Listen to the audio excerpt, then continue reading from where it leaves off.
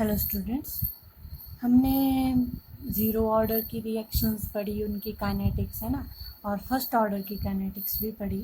अब हम कुछ और मेथड्स पढ़ेंगे जिससे जो है हम उनका जो ऑर्डर है रिएक्शन का वो निकाल सकें। ठीक है, डिफरेंट मेथड से, क्योंकि कई बार क्वेश्चंस ऐसे आए होते हैं जिसमें आपको डिफरेंट टाइप का डाटा दिया होता है और क्वेश्चंस पूछ लिए जाते हैं। ठीक है, लगता तो ऐसा है कि हम निकाल सकते हैं ऑर्डर ऑफ रिएक्शन, बट जब तक इन मेथड्स को ना पढ़ें तब तक पता नहीं चलता। ठीक है, तो जनरली जो है मेन जो मेथड है ऑर्डर ऑफ रिएक्शन निकालने के वो 4 मेथड्स हैं। Half life method, graphical method, integrated rate law method, इसको हम हिट एंड ट्रायल मेथड भी बोलते हैं, जिसके बारे में मैं पहले भी थोड़ा बहुत बता चुकी हूँ, आज फिर से बताऊंगी।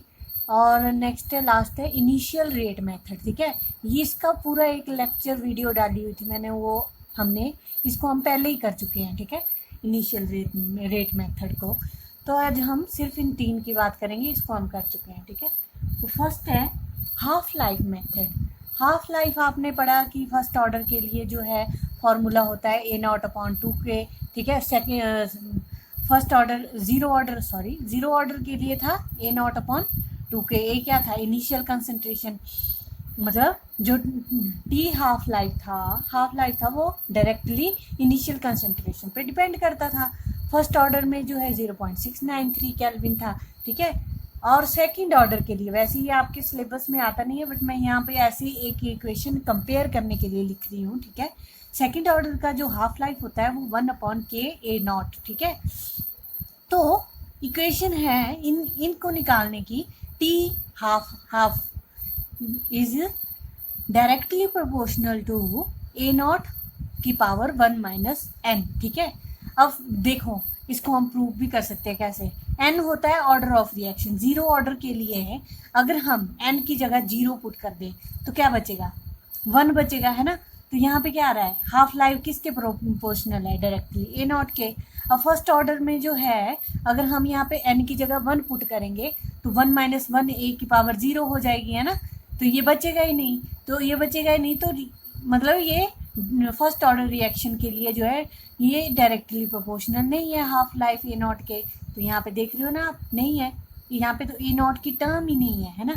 उसी तरह से सेकंड ऑर्डर के लिए अगर आप 2 पुट करोगे तो यहाँ पे 2 - 1 बचेगा, और ये क्या चला जाएगा? 1/A0 हो जाएगा। तो देखो सेकंड ऑर्डर के लिए 1/A0 है ना, हाफ लाइफ इनवर्सली प्रोपोर्शनल है।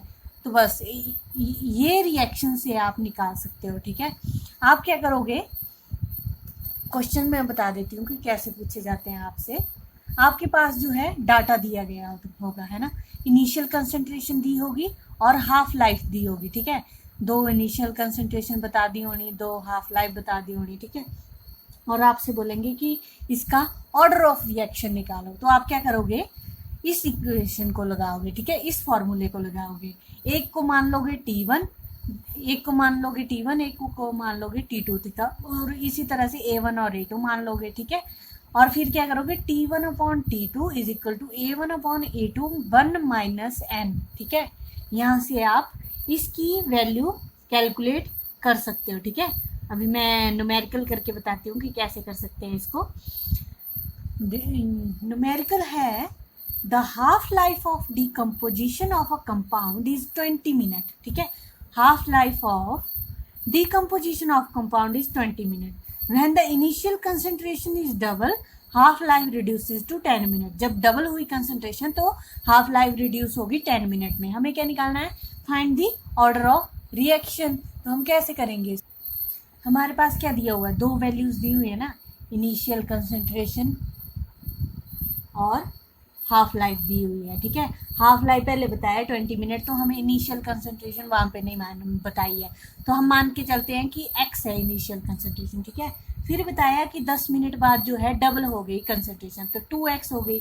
ठीक है, अब इन वैल्यूज को हम पुट कर देंगे। इसको हम T1 मान के चल रहे हैं, इसको T2, इसको A1, इसको A2। ठीक है, फॉर्मूला लगा देते हैं, T1/T2 is equal to A1/A2 power 1 - n। ठीक है, तो यहाँ पे वैल्यूज पुट करेंगे, 20/10, A1 है x, ठीक है, और A2 है 2x, तो और 1 - n। 0 से 0 बच गया 2, और यहाँ से x कैंसल, ठीक है। और यहाँ पे 2 की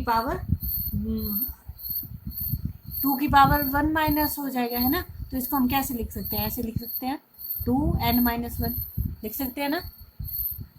क्यों? क्योंकि ये इनवर्स में था, अगर इसको ऊपर लेके आए तो ये n-1 हो गया। अब इसकी पावर क्या मान के चल रहे हैं हमें, 1 है ना, एक ही है तो 1 मान के चल रहे हैं। अगर बेस सेम हो तो इज इक्वल टू में चल जाती है, n-1 इज इक्वल टू 1, और n की वैल्यू आ गई 2, ठीक है।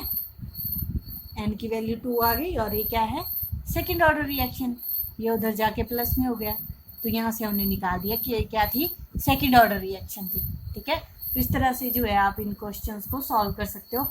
बट याद रखना आपके पास क्या दिया होगा, इनिशियल कंसंट्रेशन और हाफ लाइफ जब दिया हो तब इसको करना है, ठीक है। हाफ लाइफ जब दिया हो तो यहाँ से आप वैल्यू, कई बार क्या करते हैं 3 वैल्यूज दे देते हैं, जैसे हमें यहाँ पे 2 दी थी ना, वहाँ पे 3 दे देंगे, तो आप पहली 2 को कर लो, फिर दूसरी को कर लो, फिर उनको पर जनरली जो है फिर उनको जो है आप इज इक्वल टू करके इक्वेट करके निकाल सकते हो, ठीक है। बट जनरली आपके पास 2 ही दी होंगी, ठीक है, 2 ही वैल्यूज दी होंगी।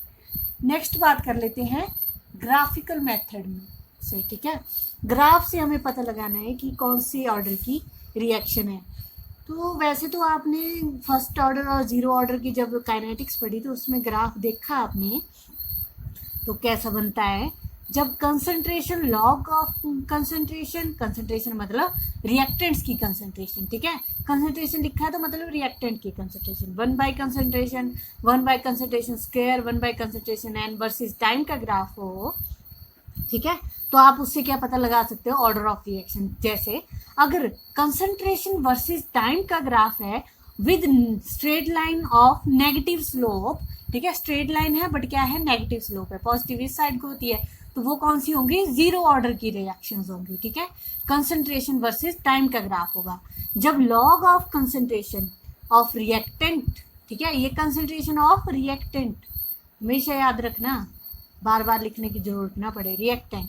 और अगर log of concentration of reactant हो versus time graph with straight line slope with negative, ठीक है, स्ट्रेट लाइन ग्राफ हो विद नेगेटिव स्लोप, तो वो होगा फर्स्ट ऑर्डर रिएक्शन, ठीक है। कौन सी होगी वो, फर्स्ट ऑर्डर रिएक्शन होगी। उसी तरह से अगर 1 by concentration of reactant versus time का ग्राफ हो with positive slope straight line, तो वो क्या होगा, सेकेंड ऑर्डर के लिए, ठीक है, सेकेंड ऑर्डर रिएक्शन के लिए, अगर ऐसा आपसे क्वेश्चन पूछ लिया जाए, ठीक है। फिर अगर 1 by concentration square versus time का ग्राफ हो तो straight line with positive slope third order के रिएक्शन, ठीक है। पर यहाँ पे चेंज क्या है, कंसंट्रेशन स्क्वायर है, और अगर कंसंट्रेशन क्यूब वर्सेस टाइम है तो वो फोर्थ ऑर्डर रिएक्शन है, ठीक है। तो जनरली जब आपसे ग्राफिकल मेथड के थ्रू क्वेश्चन पूछते हैं ना, तो आपसे एक ग्राफ बनाए होते हैं वहां पे, और इनका दे दिया हुआ है कि किसके वर्सेस है, आप बताओ कौन से ऑर्डर की रिएक्शन है। तो आपको जनरली पता होना चाहिए कि किस ऑर्डर के लिए कौन सी रिएक्शन होती है, ठीक है।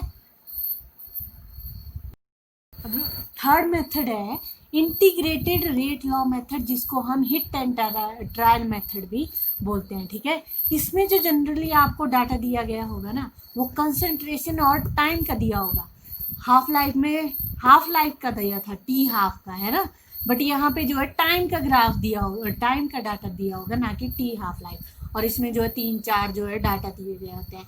अगर ये कंसंट्रेशन है तो बता दी गई होगी इस टाइम पे इतनी कंसंट्रेशन, इस टाइम पे इतनी कंसंट्रेशन, इस टाइम पे इतनी कंसंट्रेशन, और आपको जो है वो ऑर्डर ऑफ रिएक्शन निकालना, ठीक है।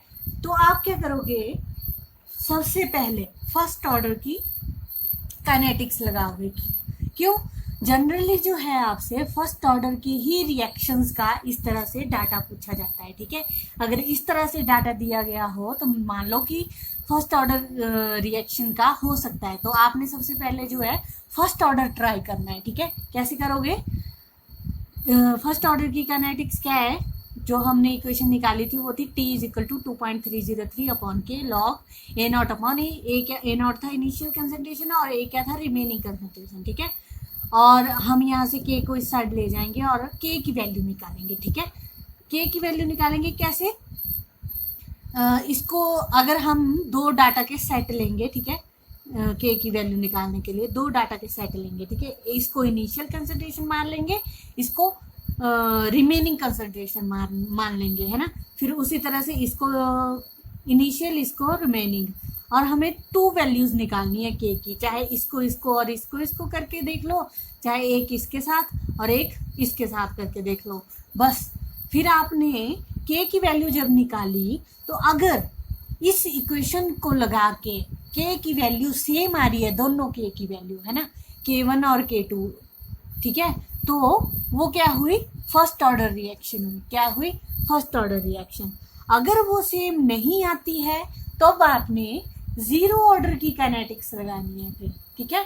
कौन सी, जीरो ऑर्डर की।